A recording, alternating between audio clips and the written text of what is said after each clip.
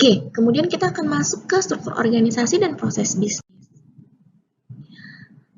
Di dalam organizational design di sini atau dikenal juga dengan struktur organisasi atau hierarki, kita tahu bahwa suatu organisasi itu memiliki hierarki atau struktur ya. Biasanya kita mengenalnya misalnya dari CEO sampai kemudian turun ke board of director, ke manager, lalu kemudian mungkin ke supervisor hingga misalnya ke para staff gitu. Nah, dari hierarki itulah kita akan tahu bagaimana antar unit itu atau antar karyawan itu berinteraksi atau responsibility yang diemban oleh masing-masing orang yang ada dalam organisasi tersebut. Nah, terbagi menjadi dua. Yang satu adalah berdasarkan fungsionalnya, sedangkan yang satunya berdasarkan proses. Kita akan lihat ya lebih detailnya dari gambar. Nah, ini adalah contoh dari struktur organization yang berdasarkan functional base, yang mungkin ini yang struktur organisasi yang sering kita lihat, di mana diurutkan dari atas hingga ke bawah, lalu kemudian berdasarkan dibagi menjadi departemen-departemen atau fungsionalnya. Yang berikutnya, jika misalnya satu organisasi itu acuannya adalah proses base, maka dia akan mengkategorikan functional area atau departemen itu ke dalam salah satu proses bisnis. Misalnya gini, dalam proses sales proses, maka departemen yang terkait ada sales, ada production, ada accounting, ada logistics, dan ada HR. Namun prosesnya adalah kita namakan mereka semua tergabung di dalam sales proses. Nah, secara definisi sebetulnya proses bisnis itu apa sih gitu. Di sini kita lihat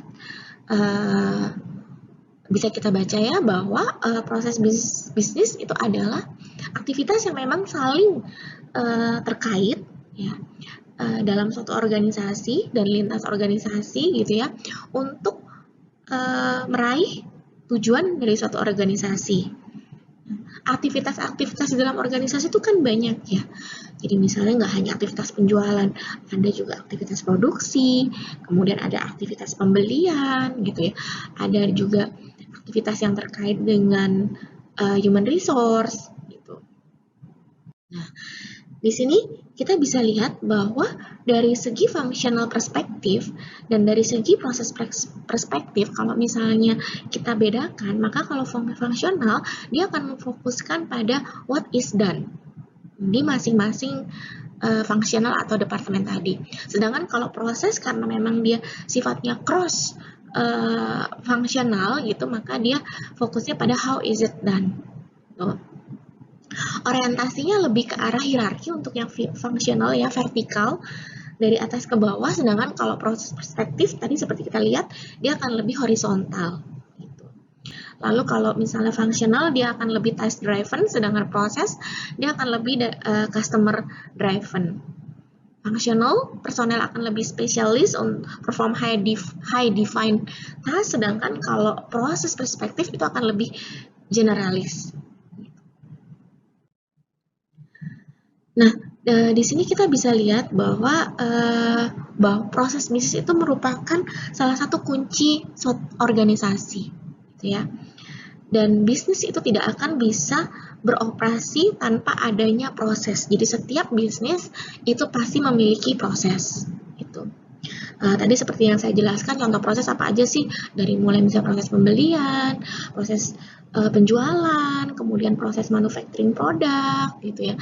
Kemudian misal juga handle customer inquiries, kemudian bisa juga kalau hiring itu masuk ke dalam proses bisnis. Oke. Nah, masing-masing proses itu tadi itu akan menjadi bagian dalam organisasi, dan masing-masing proses itu akan bisa kita integrasikan satu sama lain gitu ya. Karena misalnya begini, bagian manufacturing yang memproduksi suatu barang itu pasti akan bergantung pada demand dari bagian penjualan, misalnya begitu. Lalu kemudian bagian pembelian akan bergantung pada bahan baku yang digunakan pada proses produksi. Jadi masing-masingnya itu akan saling berkaitan. Oke, nah di sini kita melihat ada contoh dari proses bisnis penjualan atau sales. Tujuannya untuk menjual bahan baku, untuk menjual barang, mohon maaf, ke customer dan juga untuk mendapatkan pembayaran. Lalu siapa partisipannya? Ada sales staff, ada customer, ada bagian billing yang melakukan penagihan, ada bagian warehouse yang bagian untuk mengepak barang gitu. Lalu kemudian inputnya apa? Karena suatu proses bisnis kan harus ada inputnya ya, yaitu adalah sales order. Biasanya sales order adalah dokumen yang digunakan untuk mengorder barang. Lalu kemudian invoice-nya outputnya apa? Outputnya adalah invoice yang dikirim ke customer gitu. Nah, itu adalah luarannya. Invoice ini adalah apa namanya istilahnya tagihannya gitu ya. Dan juga di sini ada receipt, ada shipping document yang memang dikirim bersama dengan barang ke customer.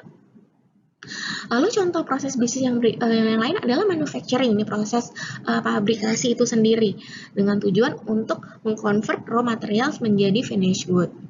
Nah, partisipannya siapa? Di sini ada manufacturing staff, ada sales staff. Mengapa ada sales staff? Karena tadi seperti kita bahas bahwa proses produksi akan bergantung pada permintaan dari pelanggan.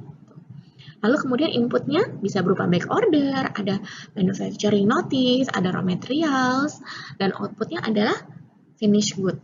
Oke.